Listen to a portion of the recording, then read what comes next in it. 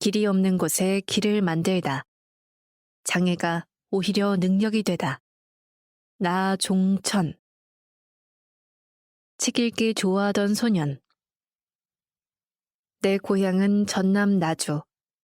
1953년에 태어나 지금 69이다. 어린 시절 아버지께서 한약업을 하셨고 나주에서는 최고 가는 고수라는 소리를 들을 정도로 국악을 좋아하셔서 집에 한약 냄새가 가득했고 음악 소리가 늘 있었다. 어린 시절 부모님의 기대가 많았고 책 읽기를 좋아해서 도서관에 즐겨가던 소년이었다. 그런데 5학년 때 사고로 망막박리가 되어 앞을 보지 못하게 되었다. 급기야는 희미하게 보이던 불빛마저 점차 시야에서 사라지고 말았다. 병원에서 포기한 상태가 되어 서울 맹학교에 가게 되었다. 부모님은 서울로 유학 간 아들을 적극 지원해 주셨으며 슬픔과 절망감에 휩싸이기보다는 혼자 해내지 않으면 당장 생활을 할 수 없을 정도로 익혀야 할 것들이 너무 많아 적응하느라 바빴다. 우선 화장실, 식당, 교실, 숙소 등 찾아다녀야 했고 점자 쓰고 읽는 것을 익히기 위해 상급생 밑에서 친구들과 어울리며 열심히 배우다 보니 어느덧 적응하게 되었지만 처음엔 계단에서 굴러 떨어지기도 하고 손끝 감각이 예민해지라고 시멘트 바닥에 손끝을 문질러가며 연습하기도 했었다. 지금 생각하면 일찍 맹학교에 가게 된 것이 참 다행이라는 생각이 든다. 거기에선 모두 나와 같은 사람들이 함께 있었으니까. 하느님이 하시는 일을 나타내고자. 서울 맹학교에서 13살부터 9년을 다녔다. 여기서 청소년기, 사춘기를 보내고 자아의식과 정체성이 형성되었다. 철이 들어가면서 내가 왜 눈이 안 보이는 채로 여기에 있나 하는 자기 질문이 생겼고 어느 특강 시간에 한 목사님이 찾아오셔서 요한복음 9장 1절에서 3절에 나면서 눈먼 맹인의 이야기를 설교하셨다. 그에게서 하느님이 하시는 일을 나타내고자 하심이라. 괄호 열고 요한복음 9장 3절 괄호 닫고. 나는 성경 말씀이 내 마음에 들어왔고 하나님의 영광을 위해서라는 이야기가 수긍이 갔다. 좋다. 그럴 수 있겠다. 장애인들을 돌보고 함께하라는 것으로 생각하고 그 말씀을 받아들였다. 대한민국에 시각장애인들이 많은데 그 당시 추정 8만 명이라고 했다. 종교를 찾던 중 천주교에 마음이 갔다. 중학교 2학년 때 성실해 보이는 천주교 신자 선배 형을 찾아가서 성당에 같이 데려가 달라고 부탁했다. 교리 교육을 받고 1년 만에 세례, 괄호 열고 세례명 나이문도, 괄호 닫고 를 받았다. 법관을 꿈꾸며 그러나 법서를 치우다. 맹학교는 안마를 전공하는 실업학교여서 일반 대학 진학을 위해서는 혼자 공부해서 준비해야 했다. 괄호 열고 맹인을 위한 대학은 따로 없다. 괄호 닫고. 당시에는 점자로 된 입시책도 거의 없었고 어렵사리 학원과 과외 지도로 준비를 해야 했다. 서울 지역 예비고사에 합격하고 지망학교, 괄호 열고 연세대학교, 괄호 닫고 원서를 사와보니까 결격 사유에 시각장애인이 들어있었다. 우리 선배들이 전에 여러 다니던 대학이었는데 총장을 찾아갔더니 작년부터 이런 제안이 생겼다고 했다. 전기 후기 대학 할 거 없이 모두 다 시각장애인은 받아줄 수 없다고 했다. 그런데 딱 한 학교에서 본고사에 합격하기만 하면 받아준다고 하였고 이는 후에 들어보니 경제기획원 부총리를 역임하신 이한빈 총장님의 제안이었다. 그 학교가 상도동에 있는 숭실대학교.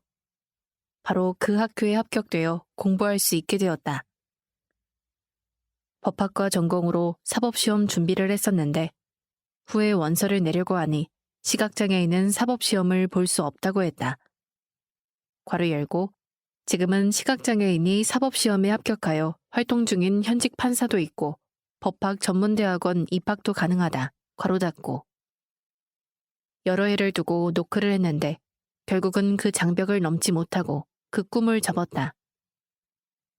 애써 만든 점자로 된 법서를 치웠다. 많은 난관 속에서도 법학과 수석으로 졸업했다. 그러니까 기대도 되면서 좌절도 많았던 것이다. 시험 한 번 못 보고 꺾이고 또 꺾이고. 장애인 복지가 논의되는 한복판에서 시각장애인들 틈에서 장애인의 복지와 인권을 위해 활동을 하면서 장애인 문제 속에서 쭉 살아왔다. 서울 맹학교 시절에는 맹학교에 가톨릭 학생회를 설립하였다. 서울 명륜동에 있는 가톨릭 학생회관에서 여러 일반 학교 학생들을 만나 행사와 모임하면서 어울렸다. 대학을 졸업하고 1979년에 가톨릭 시각장애인 선교회를 설립하여 1981년에서 1993년까지, 그러니까 20대 후반부터 40대 초반에 이르기까지 13년간 회장을 맡아보며 열의를 기울여 활동하였다. 가톨릭 교회 내에서만큼이라도 장애인에 대한 인식이 바뀌고 장애인에 대한 문호가 열릴 수 있기를 바랐다. 가톨릭 시각장애인 선교회의 활동이 우리나라에서 가톨릭 교회와 장애인의 가교 역할을 하는 귀한 사역이라는 생각으로 활동했다. 80년대 후반에 시각장애인용 컴퓨터 프로그램 개발이 가톨릭 시각장애인 선교회를 통하여 처음으로 시작되었다. 부설기관으로 화상재활정보공학센터를 설립해 컴퓨터 화면의 글씨를 소리로 읽어주는 음성 출력 프로그램, 문서 파일을 점자로 출력해주는 점자 출력 프로그램 등 그 당시 한 발 앞서서 보조공학의 프로그램 개발이 시도된 것이다. 물론 지금은 더 좋은 프로그램들이 많이 나오고 있다. 여전히 장애인들은 어떤 의미에서든 불평이 있고 요구가 있긴 하지만 지금은 상점 벽해라 해도 좋을 만큼 우리가 어렸을 때 느꼈던 장애 환경과 엄청나게 다르다. 12살에 실명하여 57년 동안 몸소 장애로 살았고 장애가 논의되는 한복판에서 대한민국에서 장애인 복지의 변천 과정을 온몸으로 겪으며 살아왔다. 교회에서 평신도가 사도직을 수행하고자 할 때 무엇보다 평신도 스스로 용기를 내기 어렵고 혹 난관에라도 봉착하게 되면 좌절하여 일어서지 못하고 마는 일도 없지 않다. 그런가 하면 평신도 단체에 대한 주변의 시선도 그리 곱지만은 않다. 평신도 단체의 동기나 순수성, 그리고 업무의 수행 능력에 대해 의심쩍어 하는 눈초리를 보내는 수가 많다. 이런 분위기에서 김소환 추기경께서 기신명 장애인들로 시작한 우리 선교회에 깊은 관심과 격려를 보내주신 것이 우리에겐 큰 힘이 되었다. 무엇보다 추기경께서는 그 바쁜 일정에도 불구하고 우리 작은 선교회가 개최하는 이런저런 행사에 단골 손님으로 찾아주셨다. 교회의 최고 어른이 참석하니 그 행사의 격이 높아지고 성공적인 행사가 되면서 우리 선교회의 위상도 따라 높아지게 되는 것이었다. 간혹 교회의 큰 행사장에 갔을 때 추기경께서 저만치서 나를 알아보시고 군중을 해치고 일부러 다가오셔서 내 손을 잡아주시는 적이 한두 번이 아니었다. 너무나도 따뜻한 아버지의 손길이었다. 흰 지팡이의 날. 1980년도에 세계시각장애인협회는 매년 10월 15일을 흰 지팡이의 날로 제정하였다. 지팡이는 시각장애인이 독립보행을 하는데 가장 적합한 도구로 시각장애인에게 있어서는 재활과 자립의 상징이다. 특히 흰 지팡이는 시각장애인들만 짚는데 시각장애인이 지나가니 차들은 조심하라는 사인이다. 1985년 비 오는 어느 날 택시를 타고 출근을 하는데 그만 그 택시가 접촉사고가 났다. 사고 수습을 해야 하는 택시기사는 나를 차에서 내리라고 하고는 도와줄 생각을 안 했다. 비가 내리는 중에 어디가 어딘지도 모르는 채 지팡이로 여기저기 더듬으며 애를 쓰고 있는데 어떤 분이 나를 발견하고는 택시 잡는 것을 도와준 것이다. 흰 지팡이를 안 가지고 있었더라면 이 상황에서 어떻게 대처할 수 있었을까? 아, 흰 지팡이의 날 행사를 해야겠다는 생각이 떠올랐다. 그래서 시각장애인들에게도 알리고 전 국민에게도 알려서 인식하게 하자. 이제는 흰 지팡이의 날 행사가 전국적으로 퍼져서 10월 15일이 국가지정 기념일은 아니지만 마치 시각장애인의 날로 인식되고 있다. 돌아보면 내심 뿌듯하다. 가톨릭 시각장애인 선교회 일을 마친 뒤 한국시각장애인 연합회, 대한안마사협회 회장직도 맡아보면서 장애인 권리 신장에 나름 애썼다. 소중하고 귀한 만남. 대학교 다니던 시절에 내 모교인 서울 맹학교에 방문했는데 봉사활동을 하고 있는 분이 있었다. 가톨릭 신자였고 그때 만나서 소중한 부부의 인연을 맺었다. 슬아에 아들 둘, 딸 하나를 두었고 안과 의사가 된 큰아들에게서 손자, 정부 위탁 교육 사업을 하는 딸에게서 손녀가 있다. 자식을 낳게 되면 대개는 부모나 조부모가 이름을 지어주게 된다. 내 경우는 첫아들 윤수와 딸 소린이의 이름은 내가 직접 지었으나 막내 아들 장수의 이름은 제 할아버지가 지어주셨다. 큰아들 윤수가 자라서 공주에서 병원을 개원하게 되었을 때 병원 이름을 놓고 가족 간에 이러저러한 의견들이 오고 갔다. 결정은 물론 당사자인 아들의 몫일 수밖에 없는데 아들이 최종적으로 선택한 이름은 내가 추천한 백제 안과였다. 우리나라 개안수술의 레전드라 할 김재호 원장님 밑에서 전공의 수련을 했는데 김 원장님이 어느 날 우리 부부를 만난 자리에서 나 선생은 인품이 좋아 좋은 의사가 될 거예요 라고 말씀하시는데 그런 실력 있고 명망 있는 대가가 좋은 의사가 되는 첫 번째 조건을 인품으로 꼽는 게 처음엔 다소 의외로 느껴졌지만 곰곰 생각해보니 좋은 의사가 되는데 우선은 인품부터 따지는 게 100번 맞는 말이라 여겨지며 김 박사님의 칭찬의 말이 자식 키운 부모로서 두고두고 보람으로 다가왔다. 대학교 다니면서 가장 어려웠던 것이 바로 점자로 된 교재가 없는 것이었다. 그 당시엔 점자책을 만들려면 일반 책을 점자 타자기로 한자 한자 찍어서 한 권의 책을 만들어야 했다. 그때 아주 귀한 점역사 한 분을 만나게 되었는데 성실한 가정주부로 살림하면서 틈틈이 책을 만들어 주었다. 그 수고에 비하면 얼마나 큰 돈이었겠나마는 매 학기 점자책 만드는 비용이 대학 등록금만큼 들었다. 그래도 책이 부족했다. 괄호 열고 요즘은 스캐너, 점자정보 단말기 등의 도움으로 파일만 있으면 책이 바로바로 나오니까 교재가 없어서 공부 못하진 않는다. 괄호 닫고. 여주에 사는 보람. 11년 전, 괄호 열고 2010년, 괄호 닫고. 애 경기도 여주로 내려왔다. 아내가 동물을 좋아하고 풀을 좋아해서 아내 따라 시골 여주로 왔다. 여기 살다 보니 시간이 나서 늦게 다시 서강대학교 신학대학원에 들어가 가톨릭 사회복지학과 신학을 공부했다. 대도시에서는 시각장애인 복지관 같은 것이 있어서 중도 시각장애인에게도 지팡이 짚고 길 찾아다니는 보행 훈련이나 점자와 음성 지원되는 컴퓨터나 전화기 사용법 같은 기초 재활 훈련을 시켜주는데 지방의 장애인들은 그와 같은 복지의 기회가 훨씬 적다. 특히 요즘은 고령사회로 노년층에서 장애 발생률이 높은데 이에 비해 노년 중도장애인을 지원하는 재활 프로그램은 전무하다 싶을 정도다. 그래서 지방에 적용 가능한 장애인 복지 모델을 개발하고 싶다. 그 모델을 통해 다른 지역에도 쉽게 활용할 수 있는 프로그램으로 제시될 수 있으면 좋겠다.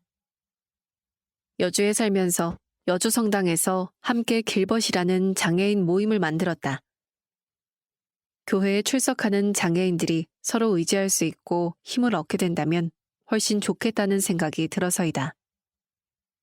한편으로 장애인만의 성당이 따로 만들어지는 사례를 보면서 장애인이 신앙생활을 하는데 장애인만의 특수 성당보다는 지역 내 일반 성당에 참여하는 통합형 모델이 좋은데, 그렇다 해도 장애인만의 특수성이 있으니 자조 모임 형태의 사도직 단체를 만들어 활동하면 서로에게 힘이 될 수 있겠다는 생각에서였다.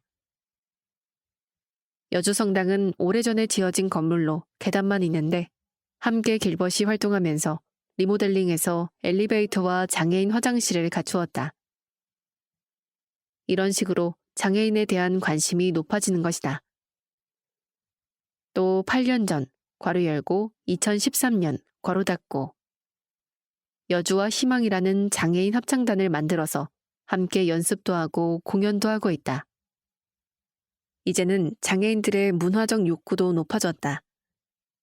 과거에는 장애인들의 욕구가 생계 문제나 의료 문제, 주거 문제에 머물렀지만 이제는 장애인의 인간다운 삶을 이루기 위해서 문화를 향유할 수 있기까지 확산되어야 한다고 생각한다. 그러다가 여주시 장애인 인권 증진센터를 작년 괄호 열고 2020년 괄호 닫고에 설립했다. 이 센터는 장애인들의 인권 문제를 상담하고 중도 장애인들이 처음 장애인이 되었을 때 재활 정보도 주고 힘을 돋우어주는 차원에서 상담을 위주로 하는 것이 목적이다. 현재 동료 상담을 진행하는 중이다. 장애인을 위한 여러 활동에 도움이 되고자 여주에서 안마원을 운영하고 있다. 외부의 지원에만 의지하기보다는 자비로 우리 자신이 스스로 시작하고 힘을 낼 때 외부의 후원도 따르게 될 것이라는 생각에서이다. 내적인 완성으로 가는 여정, 상호 사목의 길. 장애인, 비장애인을 떠나 스스로 자신의 진가를 알아보고 자족할 줄 아는 것이 중요하다. 우리가 근본적으로 추구하는 것은 인간 완성, 내적인 완성으로 가는 것이라 생각한다. 하느님 나라로 가는 도상에서 하루하루 더 높은 단계로 나아가는 과정이 일생일진데 이것이 나 혼자서는 되지 않더라는 것. 동료들하고 같이, 이웃하고 같이 손잡고 가는 것이다. 서로 영향을 주고받으며 상호작용하는 공동체. 서로가 힘이 되어 한 걸음 한 걸음 나아가며 오늘 내가 내적으로 얼마나 더 성숙해졌고 달라졌는가를 보면서 서로에게 유익이 되는 삶. 나는 이 과정을 상호 사목이라고 일컫는다. 보이지 않으니까 또 보이는 것이 생기는 것이다. 내가 밖이 안 보이니까 대신 내 안에 보이는 영역이 열릴 수 있고 동료 시각장애인의 삶에 대한 책임을 의식하다 보니 동료 상담을 할 수 있다. 세상을 다 잃은 것처럼 시리와 좌절에 빠져있는 갓 실명한 이에게 다가갈 때 먼저 시각장애로 살아온 내 모습이 그 자체로 어느 누구의 귀한 말씀보다 큰 설득력을 지니게 된다. 한편 비장애인에게도 장애인의 삶이 일생에서 중요한 깨달음을 불러일으키는 일이 종종 있다. 장애인이 방향을 못 잡고 좌충우돌하며 길을 찾아가는 장면을 지켜보며 어떤 이들은 자신의 내면과 영혼의 장애 상태를 자각하기도 한다. 어떤 이의 육신의 장애가 누군가에게는 자신의 내면과 영적 장애 상태를 깨닫게 하는 각성제가 되는 것이다. 이렇게 해서 장애와 그로 인해 따라오는 결손은 동료 장애인에게는 재활 의지를 북돋우는 힘이 되고 비장애인에게는 자신의 내적, 영적 장애를 깨닫게 하는 원동력이 된다. 그래서 장애는 오히려 능력이 될 수 있다. 새로 추진하는 사단법인의 이름이 장애와 능력이다. 누군가의 잃어버린 부분이 약점으로만 나타나는 것이 아니라 오히려 승화되어 강점이 되어 위력을 발휘하기도 한다. 누구라도 결손의 상태를 좋아서 택한 건 아니다. 그러나 어차피 주어진 결손과 상실이라면 그것을 수용하고 딛고 일어서서 그것이 아니면 알아볼 수 없었던 다른 면을 볼 줄 아는 안목을 띄울 수 있다면 좋을 일이다. 그리하여 저마다 한 송이 장엄한 꽃으로 피어나 주변을 아름다운 빛깔과 향기로 채워가며 사는 삶이 좋지 않겠는가. 인생은 다 완벽하게 갖추고 사는 것은 아니다. 너나 없이 부족한 점들을 다 지니고 산다. 그러면서 그 부족한 것들을 통해 서로의 삶에 위안도 주고 격려도 하면서 그렇게 힘을 주고받으며 사는 것이다. 육신의 장애는 의지대로 행하지 못하는 우리 내면과 영혼의 장애된 모습을 일깨워주려고 하느님께서 보내주신 선물, 달리 말해 결손의 은사라 여기며 하루하루 하느님 그분 모습 닮아가는 여정을 이웃들과 의지하며 오늘도 걸어갈 따름이다. 구술작가 이현주.